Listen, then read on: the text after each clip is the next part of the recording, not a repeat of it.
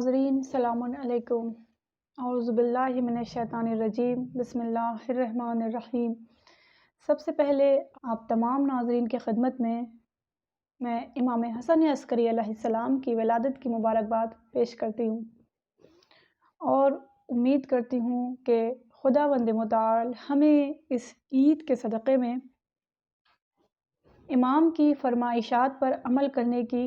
نیک توفیق عنایت فرمائے اور ہمیں ویسا بننے کی نیک توفیق عنایت فرمائے کہ جیسا میرا امام چاہتا ہے۔ امام حسن عسکری علیہ السلام کی ولادت مدینہ منورہ میں ہوئی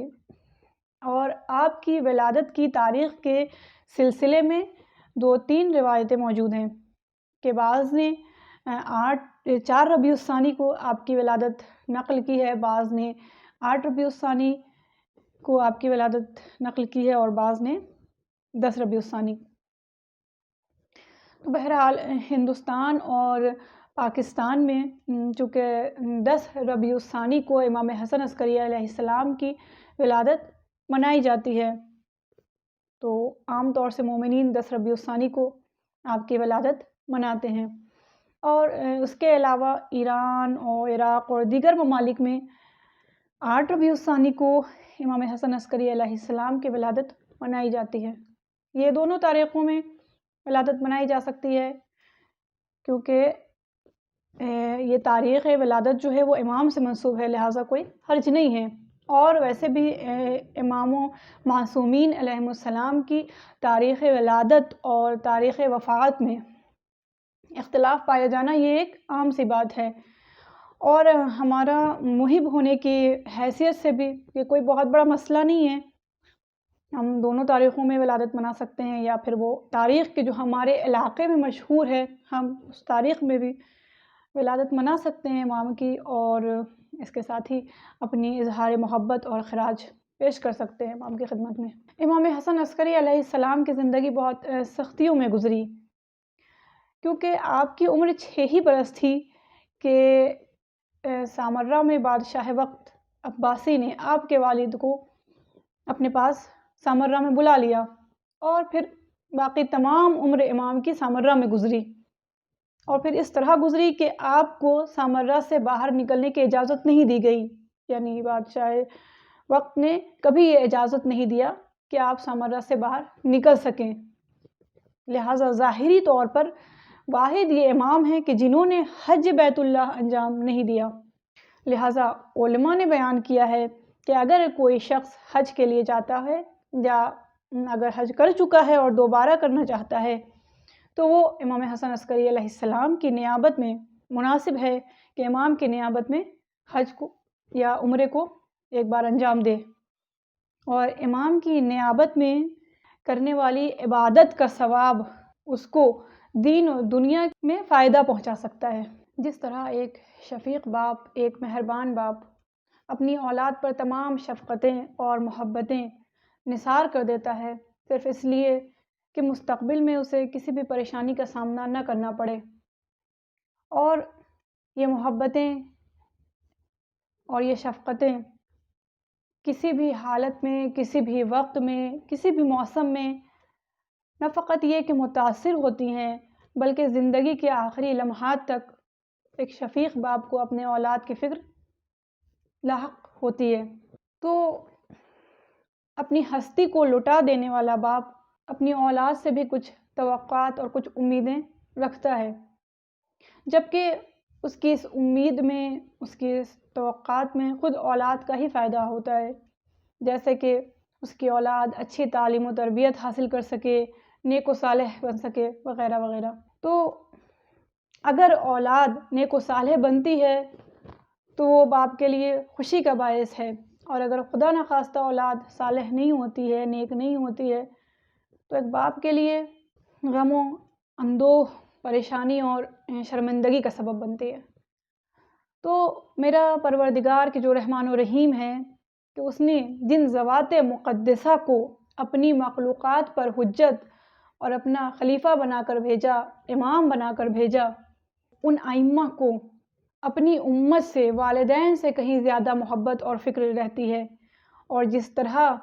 ایک باپ کو اپنی اولاد سے جو توقع ہوتی ہے اور ان توقعات میں خود اولاد کا فائدہ ہوتا ہے، اسی طرح امام کو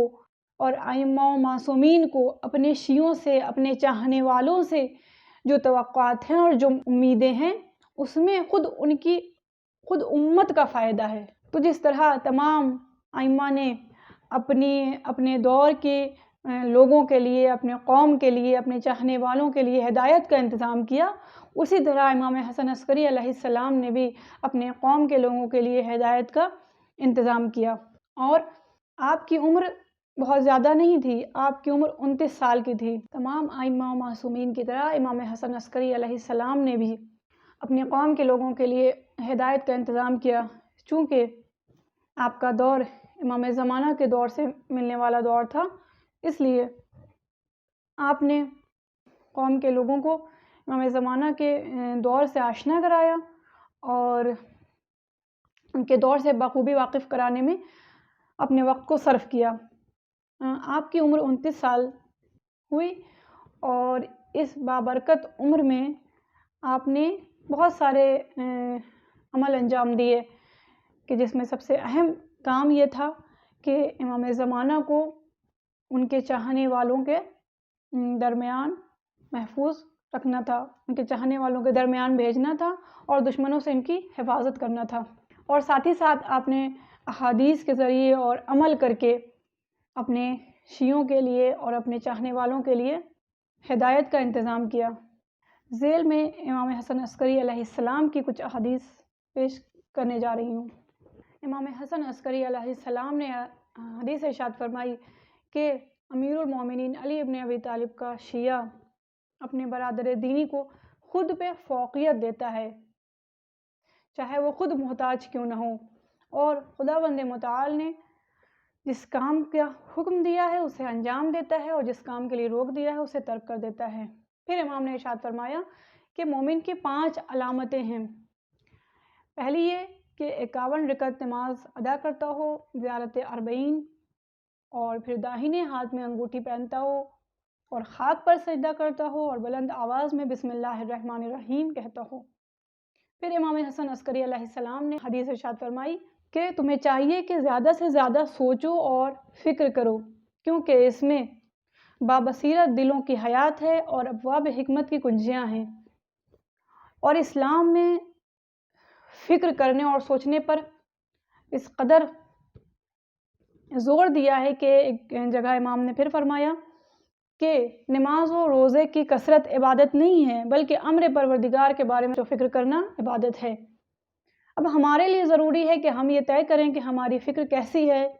کس قدر سوچ رہے ہیں، کس قدر فکر کر رہے ہیں، ہماری فکر کہاں لے جا رہی ہے، ہماری فکر کس طرح کی ہے۔ اسی سلسلے میں ایک بار جب مرجع عالی قدر آیت اللہ بروجردی رضوان اللہ تعالیٰ علیہ سے پوچھا گیا کہ روایت میں ملتا ہے کہ 1 گھنٹے کی فکر 1000 برس کے عبادت سے افضل ہے، تو یہ کیسی فکر ہونی چاہیے؟ تو آپ نے اس کے جواب میں بتایا کہ یہ فکر ایسی ہونی چاہیے کہ جیسی شب عاشور جناب حر علیہ السلام نے فکر کی کہ وہ لمحے بھر کی فکر نے گناہگار کو نجات دے دی اور دین و دنیا میں سعادت بخشی۔ تو اگر نیک فکر ہوگی تو وہ دنیا و جہان میں سعادت اس کا مقدر بن سکتا ہے، اور اگر فکر نیک نہیں ہوگی تو ہزاروں برس عبادت کرنے کے بعد، صف ملائکہ میں داخل ہو جانے کے بعد بھی مردود بارگاہ الہی ہو جائے گا۔ تو بس ضرورت صرف اس بات کی ہے کہ ہم فکر کریں، اور فکر کریں تو یہ سوچیں کہ ہماری فکر کیسی ہے، کس قدر ہم نے فکر کی امر پروردگار پر، اور ہماری فکر ہمیں کہاں لے جا رہی ہے۔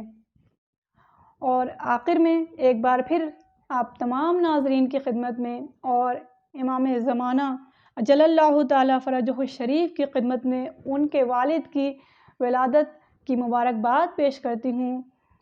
اور دعا کرتی ہوں کہ پروردگار عالم ہمیں امام کا سچا پیروکار بننے کی نیک توفیق عنایت فرمائے۔ آمین یا رب العالمین۔